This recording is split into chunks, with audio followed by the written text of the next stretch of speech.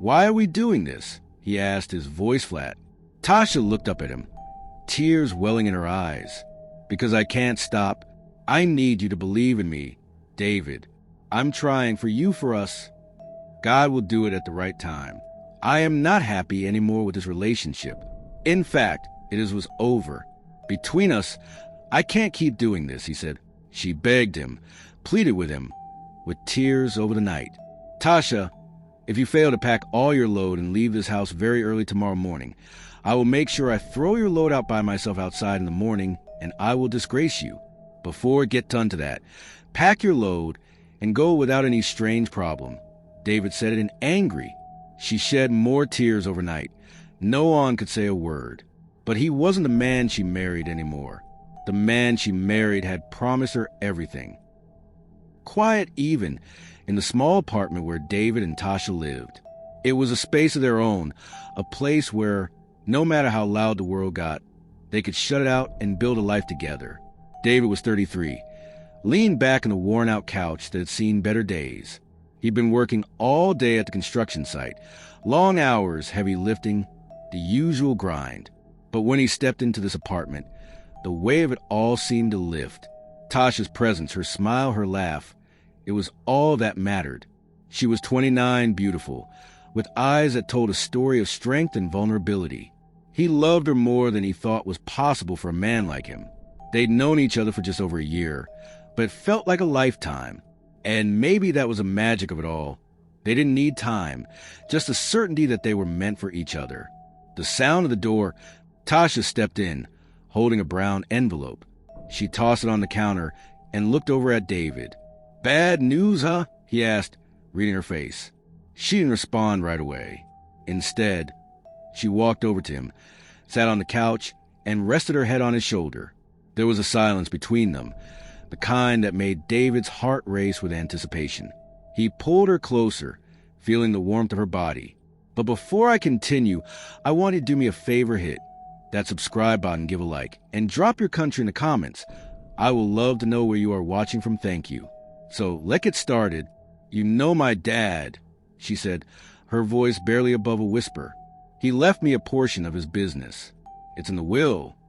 David's heart skipped a beat. The business wasn't just a small thing. It was a substantial investment, something that could change their lives. "You're not serious." He looked at her, his voice rough with disbelief. "This is..." Tasha smiled softly, her eyes glistening with something more than just joy. "It's real, David. He wanted us to have something. I can't keep it, not without you. You know that, right?" David didn't speak at first. The weight of what she was saying settled over him like a blanket. He wasn't just her partner in life. He was her partner in this too. The trust she was showing him, the faith in him. It was overwhelming. She was giving him a portion of her father's legacy. No strings attached. No refunds. "I'll do right by you, Tasha," he said, his voice low but steady. "I'll make it work. I promise. For better or worse. I swear I'll make us both proud." And he meant it.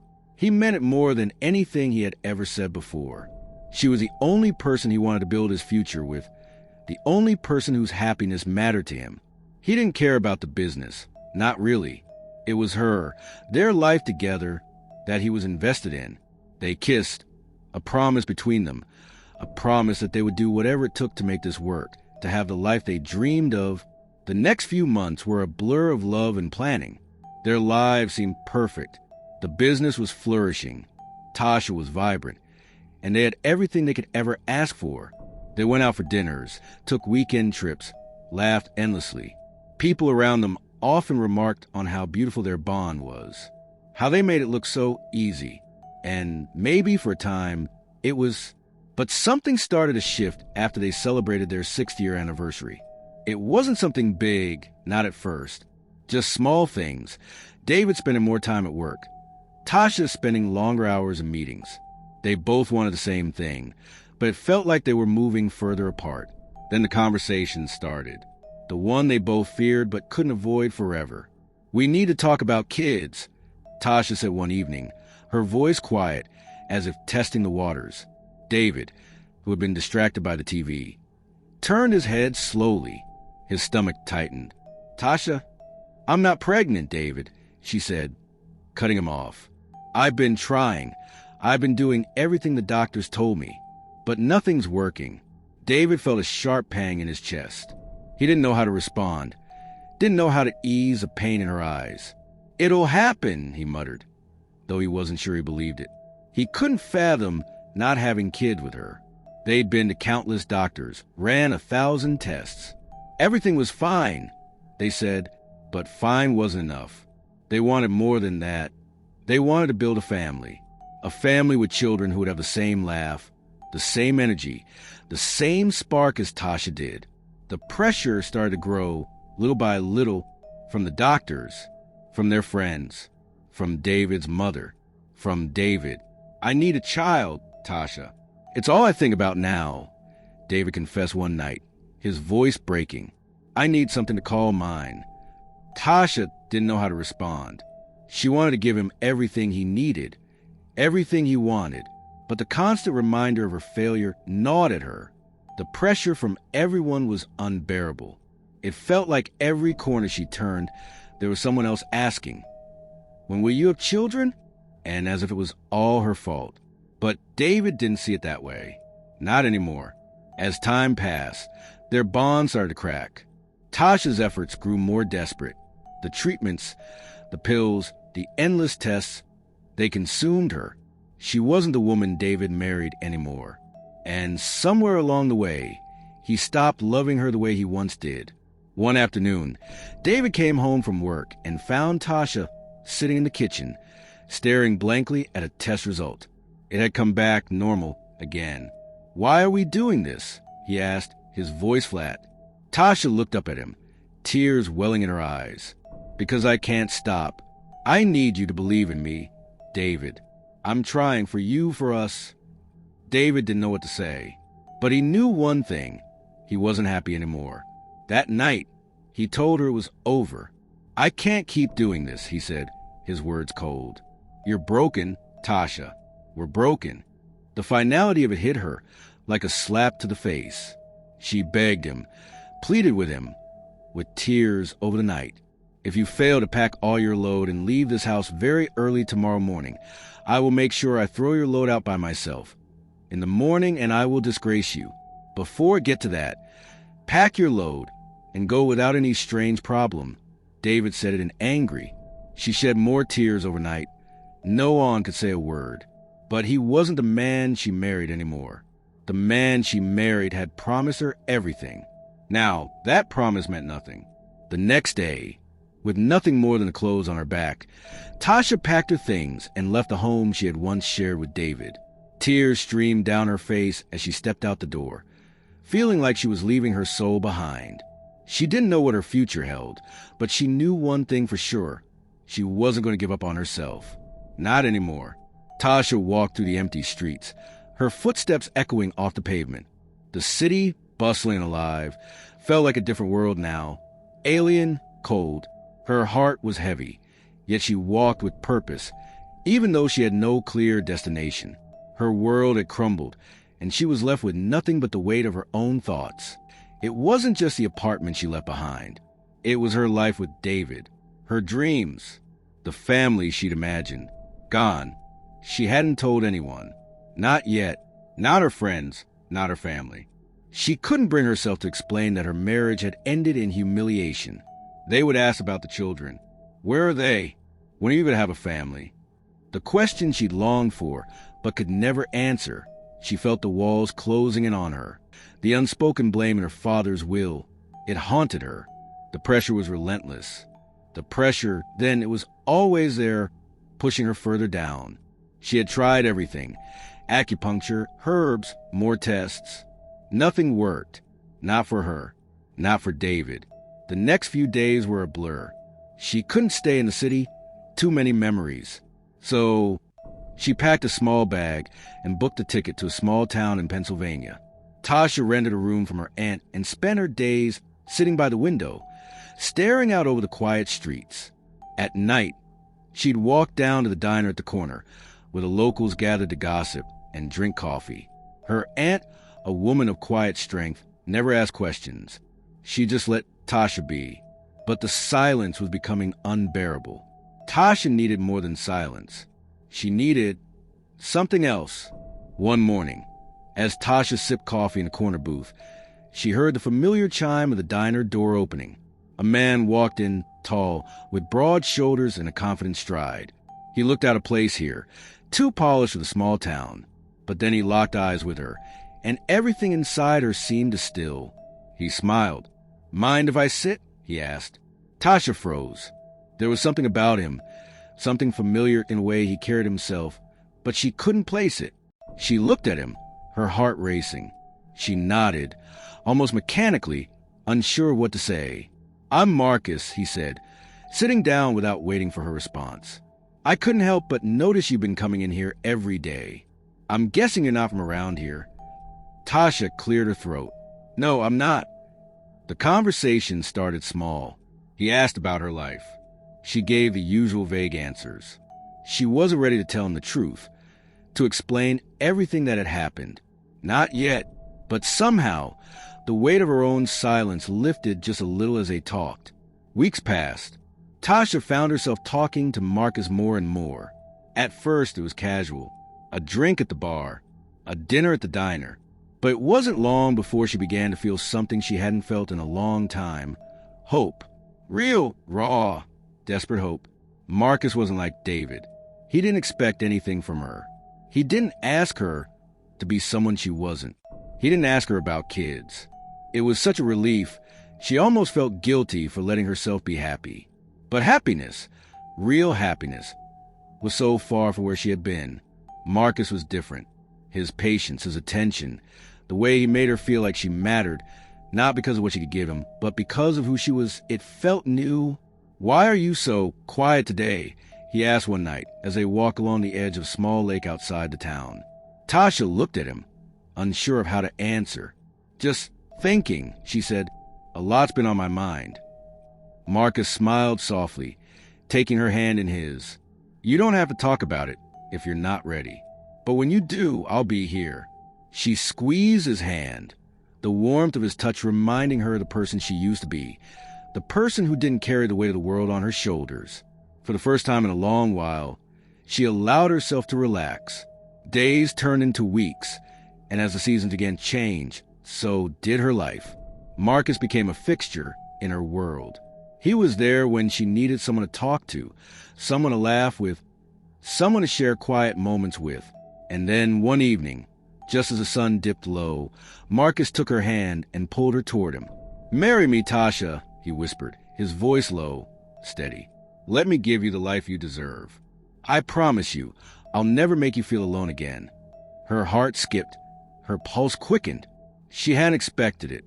Not like this. But the words felt right. They felt like what she had been waiting for. "Yes," she whispered back. "Yes, I will." As Tasha stood there, feeling the weight of Marcus's love, her phone buzzed in her pocket. She pulled it out, her breath catching as she read the name on the screen. It was David. The message read, "I've made a mistake. I need to talk to you." Tasha's heart pounded in her chest. She felt the old familiar ache, the one she thought she left behind. But now, standing in the arms of the man who had given her hope, she wasn't sure what to feel anymore. The past had a way of creeping back in when you least expected it. The message from David lingered in her mind long after she had put the phone down. She had moved on, or at least she thought she had. But in that one message, everything shifted. She could feel the gravity of the situation pulling her back toward the life she had left behind. But Marcus was different. Marcus was a future. He had been patient, understanding, and kind. Everything David hadn't been. And still, despite a resolve to leave the past where it belonged, the temptation to pick up the pieces of her broken marriage tugged at her heart. Was it just curiosity? Or was it something deeper? She shook her head. "No, I've moved on. I have a new life now." The days passed, and Tasha's life in Pennsylvania became more and more entangled with Marcus. He was everything she had needed, without asking for anything in return. And for the first time in years, Tasha felt peace. But peace wasn't all she was looking for.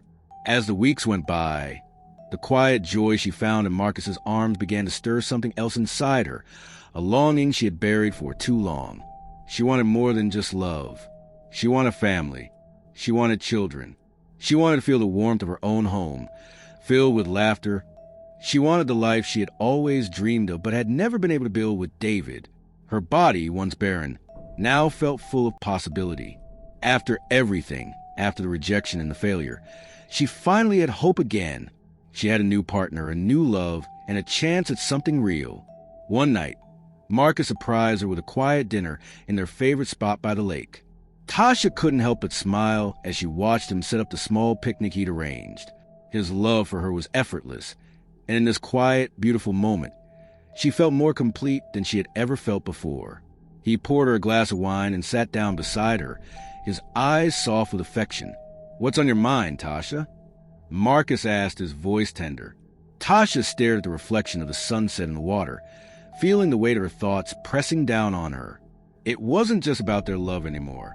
It was about her future, their future, the family she had always wanted. "I've been thinking about kids," she said quietly, her voice almost a whisper. Marcus didn't say anything at first. He just nodded, letting her speak. "I've always wanted a family," she continued, looking down at her hands. "I've always dreamed of having children, but it never worked out, not with David." Her words hung in the air, a delicate truth that she had avoided saying out loud for so long. She hadn't been sure how Marcus would react. She wasn't asking him to make promises, wasn't pressuring him to say the words she needed to hear.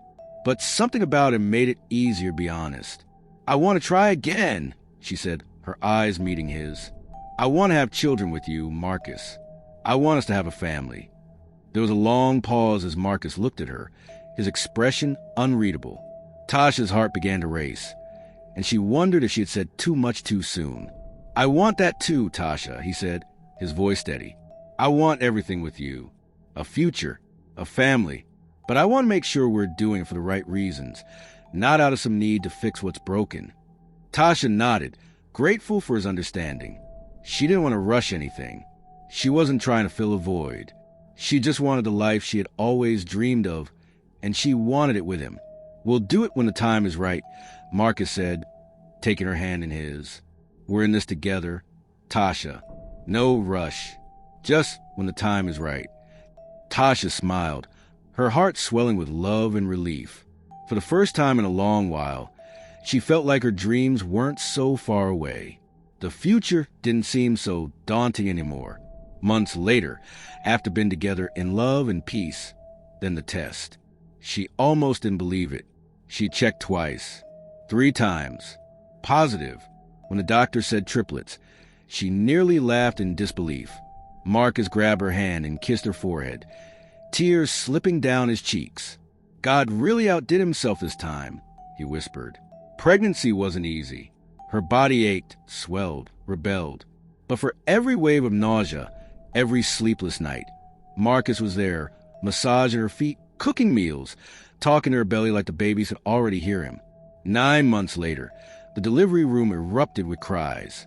One, then another, then another. 3 identical baby boys, tiny fists waving, lungs loud with life. Tasha wept until she couldn't breathe. Marcus held them, each one, whispering their names with a trembling smile. At home, the house filled with a sound she once thought she'd never hear. Laughter, screams, baby cries at 2 a.m., and love. So much love it spilled out of every corner. 3 small boys crawling across the carpet, Marcus humming old soul songs while stirring a pot of stew, the life she had thought was forever lost. One night, while rocking the babies, she whispered to herself, "I wasn't broken. I was just waiting." The next few months passed in a blur of contentment. Tasha's life had changed in ways she hadn't thought possible. The pain of the past still lingered, but it no longer defined her.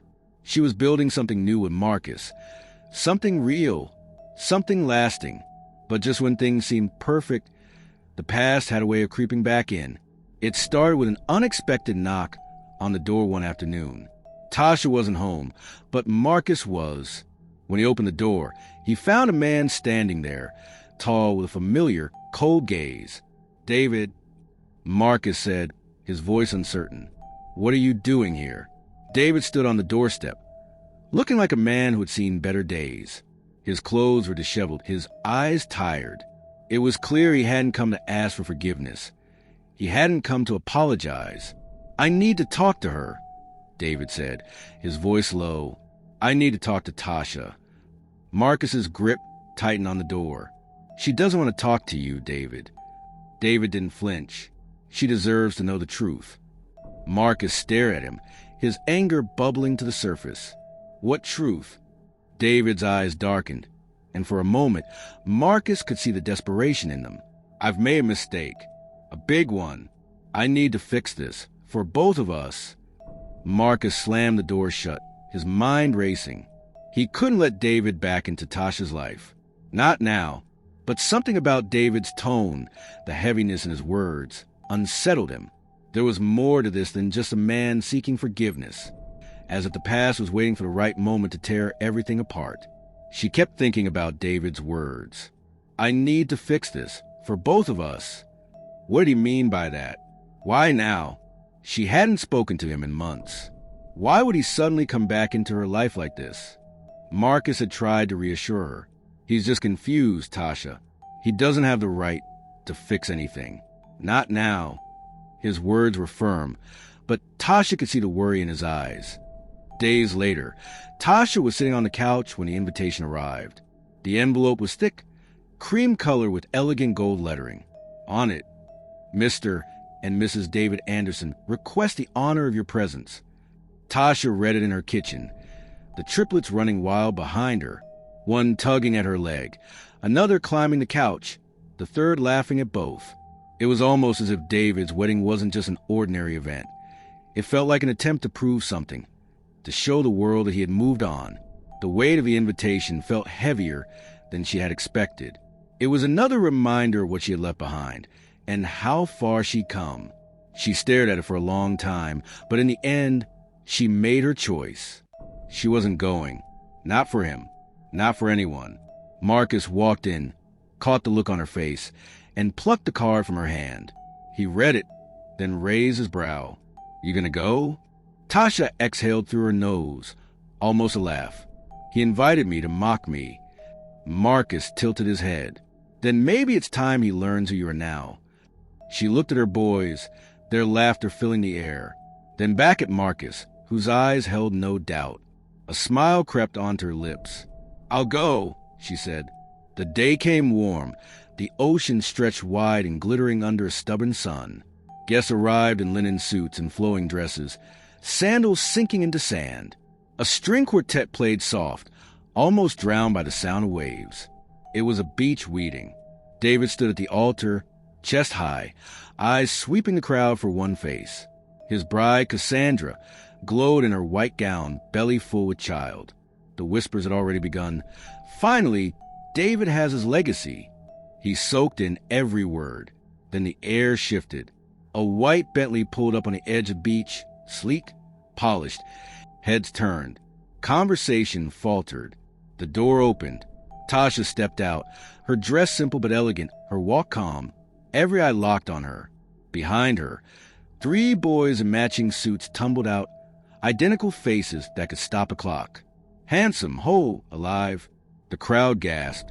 David's throat dried. His chest tightened.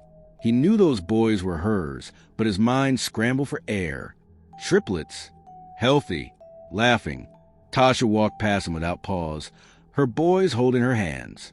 She slid into her seat like a queen taking her throne, eyes steady, unbothered. Cassandra shifted, unease crawling over her skin. The whispers grew louder, rising above the string music. David swallowed hard. The moment he had designed to shame her had spun, twisted, become the stage of his humiliation. The wedding was supposed to be the crowning moment of David's life. He wouldn't let her ruin this day. He wouldn't let her walk in, glow with her sons, and steal the spotlight he had been starved for. The minister raised the Bible. "If anyone here knows a reason these two should not be joined, speak now or forever hold your peace." It was supposed to be a line everyone ignored, but the moment it left his lips, the air snapped. A man in uniform walked down the aisle. his hat low, metals glinting in the sun. Whispers cut the music in half. Guests leaned in. Cassandra stiffened, her nails digging into David's arm. The soldier stopped before the altar, spine straight, voice steady as stone. This wedding cannot continue. David's throat closed. "Who are you?" he demanded. The soldier's eyes, dark and sharp, didn't move to him. They went to Cassandra. "Tell them," he said. Color drained from her face. She shook her head, lips trembling. "I don't." He stepped forward, pulled a folded paper from his jacket, and held it high. DNA proof. Ultrasound records. Messages. The child she carries is mine. The word struck like lightning. David staggered back, blood rushing hot, then cold. "You're lying." The soldier's jaw clenched. "Look at her. Look her in the eye and ask." David turned, his voice cracking. "Cass?" Her lips parted, but no words came. Her hands pressed over her stomach, trembling. Tears welled. Her silence spoke louder than any confession. The soldier's voice cut through. "I won't let this child be claimed by another man's name. It's mine. She knows it, and she cannot deny it." The crowd erupted. He saw Cassandra's eyes begging for forgiveness, but no words coming. He saw Tasha in the back, calm, still, her triplets tugging at her dress. Cassandra stood frozen, her hands clutched over her stomach, like she could shield the child from the truth itself. The soldier's voice carried steady, louder now, cutting through the whispers. "I will not watch my child grow under another man's name," he said, eyes locked on Cassandra. "I have proof, and I have a right. This baby is mine." The minister lowered his Bible, sweat trickling at his temple. He looked between David and the soldier, unsure whether to step aside or demand order. David turned desperate, clinging to Cassandra's arm. "Tell him it's not true. Tell him. Tell me." Her lips trembled. Her mascara streaked down her cheeks. But no words came, only a broken sob that left David's chest hollow. The soldier stepped closer, paper still in hand. "Don't make her lie again. She knows. She was with me before you put this show together." David staggered back, sand sucking at his shoes. The image of triumph he'd built crumbled before his eyes. He saw the pity in faces that once praised him. He saw the satisfaction in others who doubted him from the start. And then he saw Tasha, calm, steady, her boys restless in their chairs, but her gaze locked on him. She didn't smile, didn't gloat. She just watched, and that silence was louder than any jeer. Cassandra's knees buckled, her body folding in shame. "I'm sorry," she whispered, though whether to David, to the soldier, or to the child inside her, it wasn't clear. David's voice cracked. After everything, after all this, he couldn't finish. His throat closed, words strangled by disbelief. His hands shook as he wiped sweat from his brow, but it only smeared. The soldier dropped the papers at David's feet. Pages fluttered against the sand, stamp dates and medical signatures visible to anyone who dared lean close. "No more lies," he said. "This wedding is built on a lie, and I won't let my child grow in one." The minister shut his book. The ceremony was done. Guests rose from their chairs, chatter spilling into chaos. Some left, others lingered. David stood alone at the altar, suit damp with sweat, sand clinging to his knees where he'd stumbled. His bride was weeping, his pride shattered, his plan to humiliate his ex-wife burned to ash. Tasha rose from her seat. Her triplets clung to her dress as she walked past the wreckage, of vows unspoken. For a fleeting second, her eyes met David's. She didn't need words. The sight of her sons, healthy and alive, was louder than any speech. David tried to steady himself, but his hands wouldn't stop shaking. His chest rose and fell too fast, sweat soaking his collar. He wanted to yell, to grab the soldier, to deny everything, but denial couldn't fight evidence. It couldn't fight Cassandra's silence. It couldn't fight the eyes of his ex-wife watching him crumble without lifting a hand. David found himself shut out of a future he thought was his. David faded into the background of his own story, his pride stripped bare, his name whispered with pity. A man who once held the world in his hands, but lost it chasing shadows. His lesson was carved in pain, a reminder that arrogance cannot build what love alone sustains. Tasha, once cast out, stood now as proof of resilience. She had been broken but not destroyed, tested but not silenced. In her son's laughter, she found redemption. In Michael's arms, she found home. And in herself, she found strength greater than any vow once promised to her and broken. Pride can destroy faster than love can build. David lost everything because he chose ego over compassion, control over patience, and humiliation over support. In trying to break Tasha, he broke himself. Tasha's journey shows that no matter how deep the pain, rejection doesn't define you. She rose from shame to strength, proving that endurance, faith, and self-worth can turn scars into blessings. She realized that the only person who could ever save her was herself. The love she had been searching for, the family she had always dreamed of, wasn't something that could be given to her. It was something she had to build for herself. And she was ready. Sometimes, the greatest act of love is knowing when to let go. Real love is not measured by children, money, or appearances. It's measured by respect, sacrifice, and standing together when life feels hardest. Those who trade love for pride will end up empty. Those who hold on to hope will find fullness in time. Remember to subscribe to this channel. Share and like this video for more powerful storytelling. Stay with this channel. We don't just tell stories. We tell the ones that teach you moral lesson. Bye.